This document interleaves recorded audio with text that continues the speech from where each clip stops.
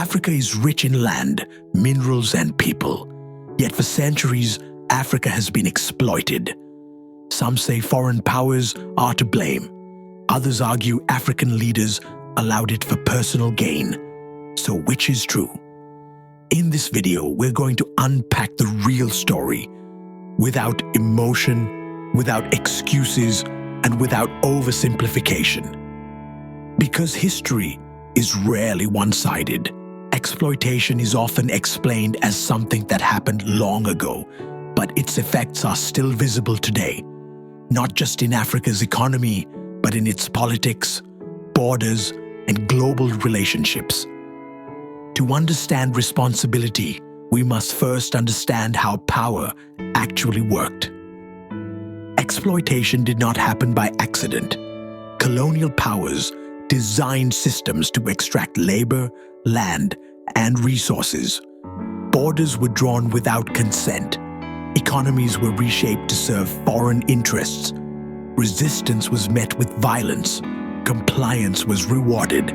This is how control was maintained, not just through force, but through incentives. Colonial systems were not designed for development. They were designed for extraction. Roads, railways, and ports were built not to connect African communities, but to move resources out as fast as possible. This shaped economies that served outsiders, not local populations. But here's where the story becomes uncomfortable. Yes, some African leaders and elites participated. Some traded people, some protected colonial interests, some enriched themselves. That part of history is real, but participation does not mean equal power. Many leaders operated under coercion, threat, or limited choice. The system rewarded a few to control the many. That is how exploitation survives. It's also important to separate leadership from people. Ordinary Africans did not control treaties, armies, or global markets. Decisions were often made by a small elite under extreme pressure. When power is concentrated, accountability becomes complicated. And this pattern did not end with independence. After independence, many African states inherited broken systems. Foreign debt, trade imbalance, and political interference continued. Some leaders tried to resist. Others aligned with foreign interests to stay in power. This is why exploitation today often looks economic, not military. The tools changed. The outcomes didn't. Independence changed flags and governments. But it did not automatically change economic structures. New nations inherited systems they did not design and debts they did not create. This made true independence difficult from the start.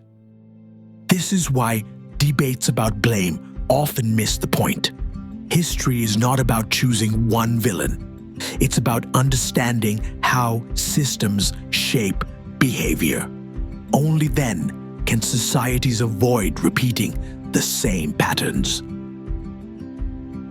Another part of this conversation is often ignored. Exploitation survives when accountability is weak.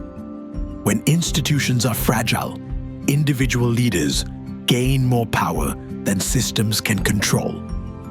In many African states, colonial rule weakened traditional governance and replaced it with centralized authority. After independence, this made corruption easier and reform harder. This is why blaming individuals alone misses the bigger picture. Strong systems protect societies. Weak systems create opportunity for exploitation, from inside and outside. The lesson is not just about the past. It's about what must change to secure the future. So did African leaders allow exploitation? Some did, but the system was never designed by them. History becomes dangerous when we remove context, and understanding context is how we move forward. Comment below. Do you think systems or leaders matter more?